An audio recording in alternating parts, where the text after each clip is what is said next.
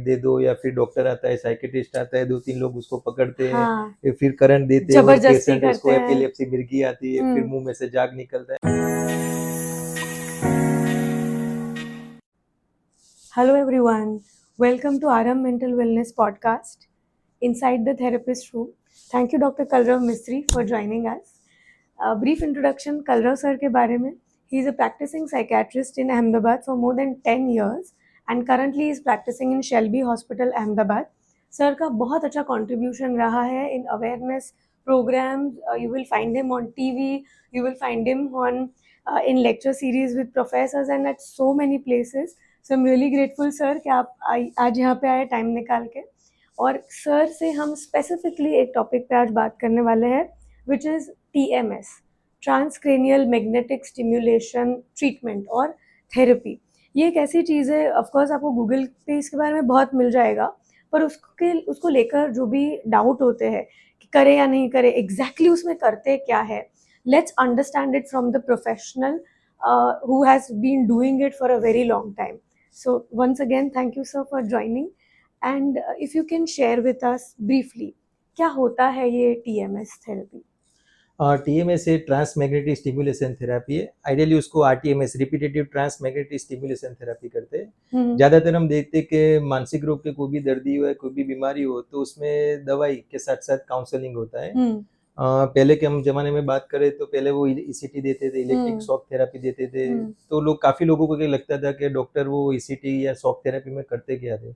तो स्टिग्मा भी ऐसा था कि बिजली के करंट देते या फिर मूवीज़ में, वेब सीरीज़ में दिखाते कि पेशेंट को टंग वाइट दे दो या फिर डॉक्टर आता है, साइकियाट्रिस्ट आता है, 2-3 लोग उसको पकड़ते हैं, हाँ, फिर करंट देते हैं और जबरदस्ती पेशेंट उसको करते हैं। एपिलेप्सी मिर्गी आती है, फिर मुंह में से जाग निकलता है। हाँ, तो ये सब वो स्टिग्मा की वजह से इतना ग्लोरीफाई किया हुआ है कि ज्यादातर साइंटिफिकली पद्धति कुछ अलग ही है। मतलब ECT नॉर्मल हम बात करें RTMS से पहले कुछ बेसिक उसके रूट कोज कहाँ से, तो ECT का डेफिनेशन था कि इलेक्ट्रो कन्वर्जिव थेरापी के माइनर वो 0.3 या 0.4 वोल्टेज का नॉर्मल इधर हम इलेक्ट्रोड पास कर से तो वहां से तरंग आते हैं और वो जो ब्रेन के जो अंडर एक्टिव जो सेंटर्स होते हैं, जैसे हम बात करें डोपामिन, सीरोटोनिन और नॉरड्रेनालिन जो मूड हार्मोन्स होते हैं, जो मानसिक बीमारी होती है जैसे डिप्रेशन, एंग्जाइटी, विचार वायु, स्किज़ोफ्रेनिया या फिर किसी भी नशीला मादक पदार्थ का जो सेवन करते हैं व्यसनी होते हैं, तो वो ओवर एक्टिव होता है या फिर अंडर एक्टिव होता है। तो ये थेरेपी से क्या होता है कि पूरी मगज की सर्किट वो स्टिम्युलेट होती है और जो भी केमिकल इम्बैलेंस हुआ वो बैलेंस में रहता है। तो उसकी वजह से पेशेंट की कंडीशन में ज्यादातर जल्दी रिकवरी आती है, रादर देन कि वो 3 महीने, 4 महीने, 6 महीने लगते हैं। तो वो साइंटिफिकली पद्धति है जिसके इलेक्ट्रो कन्वर्जिव थेरेपी से हम दर्दी की जो लाइफ ऑफ रिकवरी है वो जल्दी हम शॉर्ट कर सकते हैं और लंबे टाइम उसको दवाई से छुटकारा पा सकते हैं। Okay, nice. So somewhere I see कि जो ECT को लेकर इनफैक्ट साइकोलॉजी पढ़ने से पहले मेरे भी दिमाग में यही सारी वो पिक्चर था कि ऐसे सब जोर जबरदस्ती करते होंगे. Then obviously I got to know ऐसा नहीं है. तो TMS का डायरेक्ट बेनिफिट ये है कि ये नॉन इन्वेजिव है, और ECT के जितना मतलब सो कॉल्ड जो लोगों में इमेज है ECT जितना भयंकर होता है ऐसा नहीं है. It's very easy. OPD based procedure में भी हो सकता है, एडमिट नहीं होना पड़ता. नहीं, इसमें ऐसा है कि जमाना के साथ साथ जैसे टेक्नोलॉजी एडवांस हो गई, पहले पेजर का था, मोबाइल आ गया, 2G 3G 4G 5G आएगा, AI आएगा, लॉन्ग डिस्टेंस आ गया। मेडिकल तकनीक भी ऐसा है कि पहले लोग सर्जरी करते थे, आजकल रोबोटिक सर्जरी आ गई है। रोबोटिक में भी ऐसा है कि आप दूर बैठे कहीं किसी दूसरे सिटी या फिर कंट्री में से भी सर्जन पेशेंट को ठीक कर सकता है। तो ज्यादातर मानसिक बीमारी की जो पद्धति होती है सारवार में उसे ECT से साथ था। ECT में जैसे कि हम बात की कि जो शॉक थेरापी देते थे उसमें पहले हमें एनेस्थीसिया देना पड़ता था। एनेस्थीसिया वो नहीं होता कि सर्जरी वाला एनेस्थीसिया होता है, नॉर्मली बॉडी रिलैक्स करने के लिए, जिसकी वजह से डॉक्टर को और रिलेटिव को या फिर जो भी स्टाफ है उसको कोऑपरेट होने लगे। तो हम पूरा उसमें मसल रिलैक्सन देते हैं जिसकी वजह से बॉडी एकदम रिलैक्स हो जाए और फिर हिप्नोटिज्म का डोज दे के उसमें वो मशीन थेरापी का प्रोसेस करते हैं और जो ज्यादातर उसमें 10 या 15 मिनट ही लगते हैं और 2 घंटे के बाद वो दर्दी पहले जैसा नॉर्मल हो ही जाता है। लेकिन ECT में ड्रॉबैक ऐसा था कि उसकी सारवार के दरमियान 2 साइड इफेक्ट होती है। तो पूरा बॉडी एक रहता है, सर दर्द भारी भारी लगता है, वो 4-6 घंटे तक रहता है। बहुत ज्यादा लगे तो हम पेन किलर देते हैं, IV ओरल, तो पेशेंट ठीक हो जाता है। मेन उसका ड्रॉबैक ऐसा था कि उसमें पूरा ब्रेन जो नॉर्मल ब्रेन होता है उसमें भी थोड़ा फंक्शन अफेक्ट करता था, तो जिसमें आपको फॉरगेटफुलनेस वाली तकलीफ होती है। जो पेशेंट जो ECT की थेरेपी दे रहा है तो वो भूल जाता है, मतलब कि जैसे कि मैं इधर हॉस्पिटल में क्यों एडमिट हुआ, कल रात को मैंने क्या खाना खाया था, मैं इधर क्यों आया, तो टेम्पररी मेमोरी लॉस होता है, उसको एंटी रिट्रोग्रेड एमनेसिया बोलते हैं, वो is a part of the procedure. वो 6 घंटे के बाद 8 घंटे के बाद जैसे नॉर्मल होता है तो वो मेमोरी वापस आ जाती है। लेकिन ये 2 साइड इफेक्ट की वजह से काफी सारे पेशेंट और रिलेटिव्स में स्टिग्मा था, तो वो लोग ईसीटी अवॉइड कर रहे थे। टेक्नोलॉजी के साथ साथ ईसीटी के बाद मॉडिफाइड ईसीटी वर्जन आ गया, मतलब मशीन से ऐसा होता है कि जिसमें माइनर करंट है, वो टारगेट थेरेपी में, जैसे कि रेडियोथेरेपी, कीमोथेरेपी होती थी, टारगेटेड ब्रेन के इश्यू में स्टिमुलेट करके वो वापस आ जाता था, और उसमें मेमोरी लॉस के चांसेस कम रहते थे।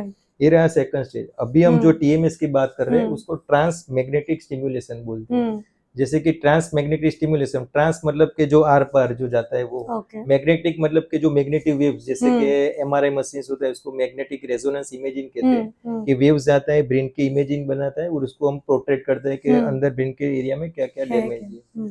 और टीएमएस मतलब पार्ट ऑफ द थेरापी। तो टीएमएस का फुल फॉर्म है trans magnetic stimulation, without any surgery, without any anaesthesia, without any hospitalization. Normal patients who are suffering from depression, anxiety, विचार वायु या विविध प्रकार के एडिक्शन होते हैं, निकोटीन एडिक्शन, अल्कोहल एडिक्शन, तो the walking patient can do such kind of the TMS therapy for the greater benefit. Okay, nice, that's really interesting जिस तरीके से आपने बताया कि कैसे चीज़ें इवॉल्व हो रही है, लोग भी इवॉल्व हो रहे हैं, लोगों के पास भी अब इतना टाइम नहीं है, एडमिट हो ये वो, they also want quick solutions, so this can be good. पर यहाँ पे मैं एक चीज़ और समझना चाहती थी सर, अगर कोई पेशेंट आके पूछता है या वो कहते हैं कि भाई क्या एक आइडियल टाइम होता है जिसके बाद टीएमएस कंसिडर करना चाहिए? फॉर एग्जाम्पल मैंने 6 महीने मेडिसिन ली या 2 महीने से थेरेपी ले रहा हूँ फॉर एग्जाम्पल, तो किस स्टेज के बाद मैं कंसिडर करूँ कि नहीं अब ये नहीं वर्क कर रहा है, अब मैं टीएमएस करूँ, ऐसा कोई प्रोटोकॉल है? बहुत ही अच्छा क्वेश्चन है। जैसे कि हम के एग्जाम्पल की तरह के डायबिटीज की बात करें, तो नॉर्मल डायबिटीज में भी फर्स्ट सेकंड थर्ड स्टेज होता है। शुरुआत का डायबिटीज होता है तो लोग बोलते हैं कि सिर्फ डाइट और एक्सरसाइज पे ध्यान रखो, लाइफस्टाइल मॉडिफिकेशन करो, आपका शुगर कंट्रोल में आ जाएगा, मेडिसिन लेने की जरूरत नहीं है। लाइफस्टाइल मॉडिफिकेशन के बाद भी अगर शुगर कंट्रोल में नहीं रहता तो डॉक्टर एंटी डायबिटिक दवाई देते हैं, जिसकी वजह से शुगर कंट्रोल में रहता है।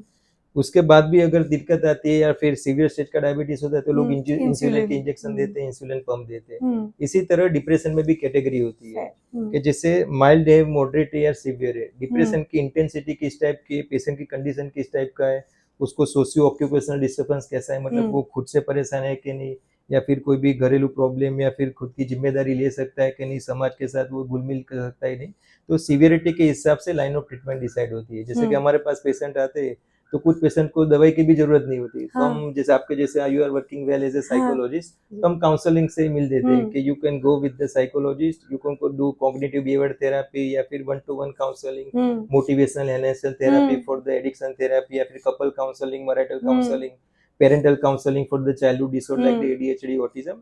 तो उस केस में सिर्फ काउंसलिंग से ही कंट्रोल हो जाता है। फिर काउंसलिंग से बाद भी अगर बिहेवियर डिस्टर्बेंस रहता है, मूड स्विंग्स रहता है, then the psychologist and psychiatry मिलकर डिसाइड करते हैं कि उसमें दवाई की जरूरत है कि नहीं है। So we can go for a temporary anti depression, anti anxiety medication to resume back to their normal routine day to day life. तो वो मेडिकेशन लगभग 3 महीने, 6 महीने, 9 महीने according to the severity and patient condition results on वो duration रहता है। Medicine plus counselling combine approach के बाद भी अगर 40-50%, 60% इंप्रूवमेंट नहीं मिल रहा है, पेशेंट खुद परेशान हो रहा है, फैमिली मेंबर परेशान हो रहा है, they can opt out the some another line of treatment which is FDA approved. Transmagnetic stimulation is scientifically evidence-based FDA approved therapy for the treatment resistant depression. मतलब जो डिप्रेशन के दर्दी होते हो, लगातार 2 या 3 या 5 साल तक लंबे टाइम से वो दवाई ले रहे हो, 2 या 3 या 4 जात की दवाई के बावजूद, उसका कॉम्बिनेशन के बावजूद भी उसको रिजल्ट नहीं मिल रहा हो, साथ में उसमें कई बार पास्ट में भर्ती किया हुआ ईसीटी, ब्रीफ पल्स थेरेपी, वो शॉर्ट थेरेपी दिया हुआ है, फिर भी बार बार जो रिलैप्स होता है, तो उसमें केस में TMS is the ideal choice. क्यों? क्योंकि उसमें ज्यादातर वो ओपीडी बेस्ड ट्रीटमेंट होती है और उसमें फास्टर रिकवरी होती है, patient can also go to the routine day to day life. तो टीएमएस वो एफडी अप्रूव्ड कैटेगरी में ट्रीटमेंट रेजिस्टेंट डिप्रेशन या किसी को ओसीडी हो, ऑब्सेसिव कंपल्सिव डिसऑर्डर हो, या फिर स्किज़ोफ्रेनिया वाले केसेस में ऑडिटरी हेलुसिनेशन को, जो कान में आवाज आती रहती है, उसके लिए, और एडिक्शन के कोई भी किस्म का अल्कोहल, कैनाबिस, मैरिजुआना, ओपियम या फिर किसी भी तरह का निकोटिन का एडिक्शन हो, तो उसमें TMS is FDA approve ideal treatment of the choice for the patient. Wow, that is very important, क्योंकि बहुत टाइम हम देखते हैं कि बहुत लोग काफ़ी सालों तक फिर वेट करते रहते हैं कि नहीं, थेरेपी से कुछ कभी नहीं फ़र्क पड़ सकता, it's possible due to XYZ reasons, या मेडिसिन से। कई बार ये भी होता है कि मेडिसिन से वेट गेन हो रहा है तो छोड़ देते हैं, या फिर ये कि नहीं, इधर जा रहा हूँ पता चल जाएगा, थोड़ी और ज़्यादा नींद आ जाएगी, काम नहीं होगा, तो फिर मेडिसिन छोड़ देते हैं। तो उसकी वजह से एज वी नो वो और सीवियरिटी बढ़ के फिर 6 महीने बाद वापस प्रॉब्लम्स बढ़ जाते हैं. So I think people should be aware about this line of treatment as well. Additionally मैं ये भी थोड़ा समझना चाहूँगी, जो भी हमारे पेशेंट्स देख रहे हैं या जो भी और साइकोलॉजिस्ट साइकेट्रिस्ट देख रहे हैं, एक average, of course her clinic का अपना होता है, पर एक एवरेज कॉस्ट क्या होती है एक TMS जैसे थेरेपी सेशन की? रफली मैं बोलूँ, अहमदाबाद में प्राइवेट सेटअप में तो 1000 to 3000 4000 के बीच में एक सेशन होता है. सिमिलरली TMS का क्या चार्जेस रहता है? वो ट्रैक्स मैग्नेटिक स्टिमुलेशन का मोस्टली हम प्रोटोकॉल या फिर देखिए तो उसमें सबसे पहले उसका प्री वर्क प्रोफाइल होता है कि पेशेंट्स का कोई भी मेडिकल कंडीशन है कि नहीं, क्योंकि मैं TMS किसको दे सकते और किसको नहीं दे सकते उसका क्राइटेरिया मेन होना चाहिए. ज्यादातर ऐसा कुछ है नहीं, लेकिन लोग बोलते हैं कि कुछ साइंस और स्टडी भी बोला हुआ है कि अगर TMS किसी को नहीं दे सकते, किसी को ब्रेन ट्यूमर होता है या फिर वो वास्कुलरिटी होता है या फिर वहाँ पे वो किसी को क्लॉट हो गया, ट्रॉमा हो गया, तो उसमें हम TMS एपिलेप्सी वाले पेशेंट में TMS FDA अप्रूव नहीं है तो नहीं दे सकते. तो TMS के गाइडलाइन के हिसाब से उसका प्री रिक्विजिट फॉर्म आता है कि फिटनेस है या अनफिट है कि नहीं, उसके हिसाब से हम क्राइटेरिया नक्की करते हैं. और कोई भी पेशेंट डिसाइड करो, आइडियली क्राइटेरिया के हिसाब से 16 to 20 सेशंस होते हैं. हफ्ते में आप लगभग डेली सेशन होते हैं, मतलब हफ्ते में 5 सेशन होते हैं, ऐसे कुल मिला के 16 से 20 सेशन होते हैं. Each session last for hardly 20 to 30 minutes only. मतलब कि पेशेंट जैसे कि OPD बेस आता है, बैठता है, वर्क प्रोफाइल करते हैं. मेन TMS में क्या होता है कि स्पेशली कॉइल आती है, तो इधर सर पे हम कॉइल रखते हैं, वहां से वो मैग्नेटिक वेव्स आता है और 10 मिनट तक वो प्रोसेस मशीन चालू रहता है. उसमें टक टक टक टक कैसे आवाज आती है, वो मशीन सिस्टम जनरेटेड होता है. You can distract your mind by some, ऐसे OPD सेंटर बनाते हैं कि जिसमें आपको मतलब म्यूजिकल इंस्ट्रूमेंट हो या फिर आपको किसी भी तरह डिस्ट्रैक्ट करो, टीवी देखो, तो can distract your tinnitus mark.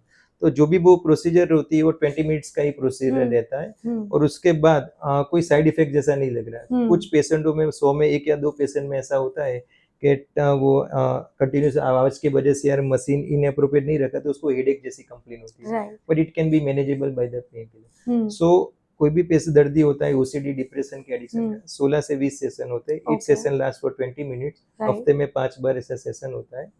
And ideally cost होता है 2000 to 2500 rupees. Depends on the patient condition as well as the setup or the management of the hospital. तो 2500 रुपए का पर सेशन होता है. आइडियली उसमें रिजल्ट लाने को मिलता है कि मतलब 8 या 10 सेशन करो, उसके बाद आपको इम्प्रूवमेंट लेने को मिले. काफी सारे पेशेंट बोलते हैं कि साहब 5 पेशेंट 7 सेशन 10 सेशन हो गए, इतना खर्चा लग गया 25,000 30,000, फिर भी इम्प्रूवमेंट क्यों नहीं मिल रहा. वो धीरे धीरे उसका क्यूमुलेटिव इफेक्ट होता है, क्योंकि उसमें साइंटिफिकली ऐसा है कि जब आप कॉइल रखते हो तो मगज का जो प्रीफ्रंटल कॉर्टेक्स है, dorsolateral prefrontal cortex, which is the main brain area which are responsible for the depression, anxiety, schizophrenia or any kind of addiction symptom. Transmagnetic stimulation में उसका नाम बोलता है RTMS, रिपीटेटिव ट्रांसमैग्नेटिक स्टिमुलेशन. तो उसमें जो ट्रांस होता है वो 0.7 mm जितना अंदर ही ब्रेन के एरिया को टच करता है. It is a normally mechanical. तो जो उसको कितनी बार ट्रिगर करो तो धीरे धीरे अंदर तक एरिया में वो काम करने लगता है. ये रहा RTMS की बात. लेकिन अभी आगे जाके और एडवांस टेक्नोलॉजी आने वाली है 2030 या 2035-40 में. अभी काफी सारे साउथ में, कलकत्ता, चेन्नई में वो सेटअप भी है, गुजरात में भी 1-2 जगह पे. उसको डीप TMS बोलते हैं. मतलब इससे advance AI version of the RTMS, ट्रांसमैग्नेटिक. उसमें पूरा कैप आता है, वो कैप पेशेंट को हम पहना देते हैं और ऑटोमेटिक सिस्टम जनरेटेड वहां से जो भी ब्रेन का एरिया होता है वो न्यूरो नेविगेशन मेथड के थ्रू आइडेंटिफाई करता है कि कौन सा एरिया ब्रेन का वो माल नरिश या फिर अंडर एक्टिव है, वो काम नहीं कर रहा, और उसको वो ट्रिगर करके वो बाहर आ जाता है. It is cost above the machine cost is 1 crore to 1.5 crore, but it is very effective. RTMS और deep TMS का डिफरेंस ऐसा है कि उसमें 0.7 mm कितना ही ब्रेन के अंदर वो काम करता है. जो डीप TMS होता है वो 3.5 सेंटीमीटर अंदर तक वो मैग्नेटिक वेव्स के रेजोनेंस पास करता है. तो जो डीपर एरिया है, जो हम्म। ओसीडी वाला जो ट्रीटमेंट रीजन डिप्रेशन है कि 2, 3 या 5 साल से वो डिप्रेशन में है, हम्म 7 या 10 साल से स्किज़ोफ्रेनिया के सिम्टम्स है, हेरिडिटरी है, हम्म या फिर किसी को न्यूरोलॉजिकल प्रॉब्लम्स होते हैं जैसे हम्म कि पार्किंसन वाले पेशेंट होते हैं या फिर हम्म पोस्ट स्ट्रोक वाले पेशेंट होते हैं, हम्म उसमें न्यूरोसर्जन वो सर्जरी तो कर लेते हैं लेकिन उसमें बिहेवियर सिम्टम्स ज्यादा रहते हैं। मतलब लकवे के पेशेंट होते हैं उसमें इमोशनल लेबिलिटी होती है, पार्किंसन के पेशेंट को भी बॉडी रिदम हाँ इनवॉलंटरी मूवमेंट्स रहते हैं जैसे कि टार्डिव हम्म डिस्काइनेसिया। तो deep TMS other neurological condition होती है उसमें भी वो रिकवर में फास्ट एंड एडवांस है। It wow is the recent advances of the deep TMS versus the RTMS. Great that is मतलब वो डीप टीएमएस के बारे में मैंने भी नहीं सुना था क्योंकि एज यू सेड अभी गुजरात में है नहीं तो इतना आइडिया नहीं था। Great so we are advancing, हम आगे बढ़ रहे हैं उस जगह पे जहाँ पे बहुत और टेक्निक्स है अवेलेबल ताकि लोगों को ये ना फील करना पड़े कि भाई बहुत टाइम हो गया पर कुछ हो नहीं रहा है। Definitely. Fair. Anything else you wish to add here? Anything for our viewers to know? जो लोग हैं जो शायद TMS को कंसिडर कर रहे हैं, डाउट है या अगेन कोई और एक स्टिग्मा है around TMS, anything you wish to add here? So we are not promoting any TMS or हाँ, therapy. हाँ. It's just the licit advantage and the precaution. We are faster recovery for the better benefit with any psychedelic treatments. So जो ECT की बात करें, BPT की बात करें, TMS की बात करें और डीप TMS की बात करें, तो ज्यादातर जो रिसेंट एडवांस है उसको non invasive brain stimulation therapy बोलते हैं। जैसे कि आपको मतलब कि उसमें कोई भी सर्जरी नहीं होती, जैसे कि बात की एनेस्थीसिया नहीं होता, कोई सर्जिकल पोस्ट ऑफ कॉम्प्लिकेशन नहीं होता। और आपने भी सही बताया कि साइकेट्रिक की कोई भी मेडिसिन लो तो पेशेंट्स आर सो मच स्टिग्मेटाइज्ड के fear of being consulted with any psychiatrist or psychologist और fear of being judgment by the others। और ज्यादातर कोई पण साइकेट्रिक की मेडिकेशन लो तो उसमें वजन बढ़ जाता है या फिर लंबे टाइम चलनी रहनी पड़ती है या फिर सेक्सुअल साइड इफेक्ट होती है, मेटाबॉलिक फैक्टर डिसफंक्शन होते हैं जैसे कि जिसके पेशेंट होते हैं तो ज्यादातर देखो तो वेट गेन होने लगता है, डायबिटीज या लिपिड प्रोफाइल एब्नॉर्मल होती है। तो इस केस में टीएमएस या कोई भी नॉन इन्वेसिव स्टिमुलेशन थेरापी करो या डीप टीएमएस करो, उसमें कोई भी ऐसे मेडिसिन रिलेटेड साइड इफेक्ट होती है वो नहीं होती। तो पेशेंट्स के लिए वो ज्यादा बेनिफिशियल है क्योंकि यंग पेशेंट्स होते हैं या फिर ओल्ड एज पेशेंट्स होते हैं वो किसी भी तरह वो सेक्सुअल साइड इफेक्ट होती है या फिर वेट गेन होता है वो कॉम्प्रोमाइज नहीं करते। Everybody loves their body very much. So ये रिसेंट एडवांसेस की टेक्नोलॉजी की ये फायदा ज्यादा है कि आप रिसेंटली कोई भी मेडिसिन के ऊपर डिपेंड रहे बिना अपने आप को बीमारी को भी कंट्रोल कर पाते हो। You can get back to your normal routine life in the positive aspect. Right. और मैं हमेशा I mean again as you said we are not here promoting TMS और एनी थेरेपी और any particular technology. It's more that we should all be informed. हमें पता होने चाहिए कि हाँ अगर मैं इस चीज़ से बहुत सालों से जूझ रही हूँ तो क्या और ट्रीटमेंट ऑप्शंस अवेलेबल है। Of course your consulting psychiatrist will guide you further. पर एक चीज़ में मुझे हमेशा मतलब my only reason to refer people to a psychiatrist is उस चीज़ का बहुत दुख रहता है कि मान लो थेरेपी चल रही है, कोई भी चीज़ है, लाइफस्टाइल मॉडिफिकेशन, उस सब में टाइम लगता है। And still I mean coming from a psychology point of view मैं तो I am okay with that कि कोई बात नहीं, 2 महीना शायद थोड़ी जॉब खराब हो गई, शायद नहीं उठ पाए, घर के काम नहीं हो पाए, पर कभी कभी मुझे लगता है वो बहुत आइडियल है। पॉसिबल नहीं है लोगों के लिए कि 2 महीना जॉब निकाल दिया क्या हो जाएगा, आगे लोन भरनी पड़ेगी और ट्रॉमा हो जाएगा, यू नो। तो उस हिसाब से similarly sometimes we are not in the position to wait for longer time for the results and hence it is important to know about these techniques as well, right? Yes. So here we wrap this up. Thank you so much Dr. Kalrav for joining here and very clearly easy language में लोगों को समझ में आए उस तरीके से आपने बहुत पूरा पिक्चर क्लियर कर दिया। So thank you so much for joining us here and thank you all of you for watching. आपको कोई भी और टॉपिक सजेशंस हो जो आप चाहते हो कि हमारे गेस्ट कवर करें तो please inform us in the comments below and stay tuned on the podcast. See you soon. Thank you.